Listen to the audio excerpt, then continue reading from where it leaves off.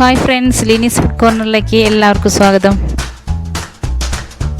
നമ്മൾ ഒരു ഡെലീഷ്യസ് ആയ ഒരു ഫിഷ് ഫ്രൈ ആണ് തയ്യാറാക്കുന്നത്. മാത്രമല്ല നമ്മൾ നെയ്യൊക്കെ കൂടുതലുള്ള മീനുണ്ടല്ലോ, അത് വാള അങ്ങനെയൊക്കെയുള്ള മീൻ നമ്മൾ ഫ്രൈ ചെയ്യുമ്പോൾ ആ നെയ്യിൻ്റെ ഒരു കുത്തൊക്കെ ഉണ്ടാവും. അതൊക്കെ ഇല്ലാതിരിക്കാൻ വേണ്ടി ഞാൻ കുറച്ച് ഇൻഗ്രീഡിയൻസ് ചേർത്തിട്ടുണ്ട്. അപ്പോൾ അതെന്താണെന്ന് ഞാൻ കാണിച്ചു തരാം. അതിനു മുന്നേ എൻ്റെ ചാനൽ ഇതുവരെ സബ്സ്ക്രൈബ് ചെയ്യാത്തവരൊന്ന് സബ്സ്ക്രൈബ് ചെയ്യാം.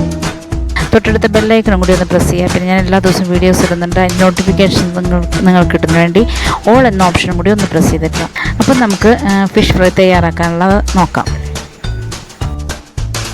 അപ്പം ഞാനിവിടെ 1 കിലോ വാള മീനിൻ്റെ മാംസമാണ് എടുത്തിരിക്കുന്നത്. അപ്പോൾ അതിലേക്ക് ചേർക്കാൻ വേണ്ടി ഞാൻ കുറച്ച് ഇഞ്ചി, പിന്നെ കുറച്ച് പുതിനയില, പിന്നെ ഒരു 10-15 വെളുത്തുള്ളി, കുറച്ച് മല്ലിയില, ഒരു 3-4 മുഴുവൻ മുളക്, പിന്നെ കുറച്ച് വേപ്പില, ഇതെല്ലാം കൂടി നമുക്ക് ഒരു മിക്സിയുടെ ജാറിലേക്ക് ഇട്ടിട്ട് നല്ലതുപോലെ ഒന്ന് അടിച്ചെടുക്കാം.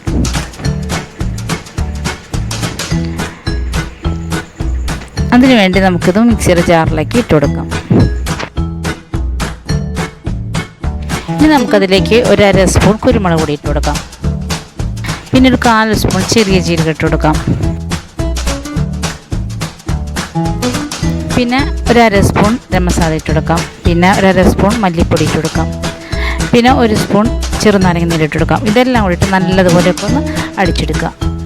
ഇനി ഇതിലേക്ക് നമുക്ക് ഒരു 2 സ്പൂൺ കട്ട തൈര് ഇട്ട് കൊടുക്കാം.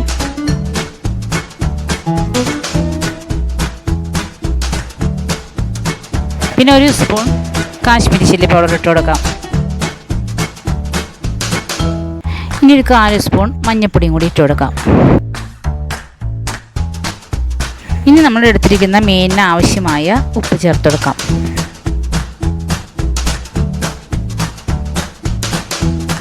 എന്നിട്ട് ഇത് നല്ലതുപോലെ ഒന്ന് പേസ്റ്റ് പോലെ അടിച്ചെടുക്കാം.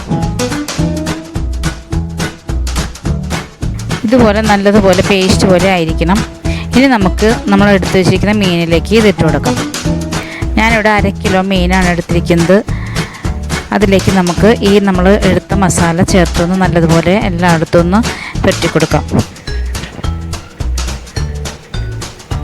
ആവശ്യത്തിനുള്ള മസാല മാത്രം ഇതിലേക്ക് ഇട്ടാൽ മതി. ബാക്കിയുള്ളത് നമുക്കൊരു പ്ലേറ്റിലാക്കി ഫ്രിഡ്ജിൽ സൂക്ഷിക്കാം.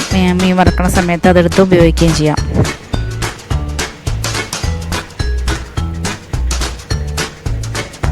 നല്ലതുപോലെ തിരുമ്മിക്കൂട്ടി തന്നെ എല്ലാ മീനിലും ശരിക്കും തേച്ച് പിടിപ്പിക്കാം.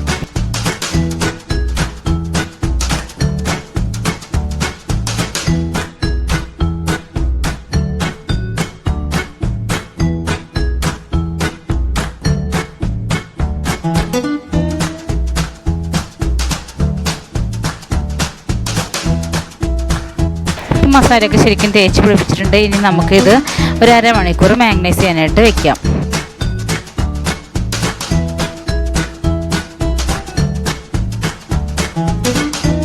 ഇപ്പോൾ 1/2 മണിക്കൂർ കഴിഞ്ഞിട്ടുണ്ട്. നമുക്കിനി ഇതെടുത്ത് ഫ്രൈ ചെയ്യാൻ നോക്കാം. ഞാനിവിടെ ഒരു ഗ്രിൽ പാനിലാണ് ഇത് ഫ്രൈ ചെയ്തെടുക്കുന്നത്. ഗ്രിൽ പാൻ അല്ലെങ്കിലും കുഴപ്പമൊന്നുമില്ല. ഇതിലേക്ക് ഒരു അല്പം നേരിയതായിട്ട് ഇതിൽ ഞാൻ വെളിച്ചെണ്ണ ഒഴിക്കണുള്ളൂ. ഇതിലേക്ക് നമുക്ക് ഓരോന്നായിട്ട് നിരത്തി കൊടുക്കാം.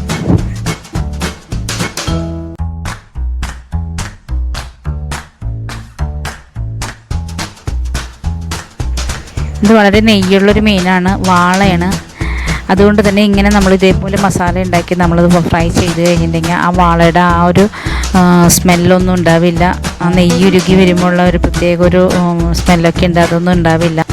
അത് നെയ്യുള്ള ഏത് മീൻ ചെയ്യുകയാണെങ്കിൽ ഇതുപോലെ തന്നെ ചെയ്യാം. പിന്നെ നമ്മൾ തിരണ്ടി വറുക്കില്ലേ, അങ്ങനെ വറുക്കുമ്പോഴും ഇത് ചെയ്യാം. പക്ഷേ ഇതിൻ്റെ കൂടെ കുറച്ച് കടുകും കൂടി നമ്മൾ അരച്ച് ചേർക്കണം. കടുക് അരച്ച് ചേർക്കണം എന്താണെന്ന് വെച്ചിട്ടുണ്ടെങ്കിൽ മീനിൻ്റെ മാംസത്തിനൊരു ഉറപ്പ് കിട്ടാൻ വേണ്ടിയിട്ടാണ്. അതിപ്പോൾ ഏത് മീനായിക്കോട്ടെ, മാംസത്തിന് ഉറപ്പില്ലാത്ത ഏത് മീനായാലും നമ്മൾ അതിൽ കുറച്ച് കടുകും കൂടി അരച്ച് ചേർത്തിട്ടുണ്ടെങ്കിൽ ആ മാംസത്തിരി ഹാർഡായിട്ട് കിട്ടും.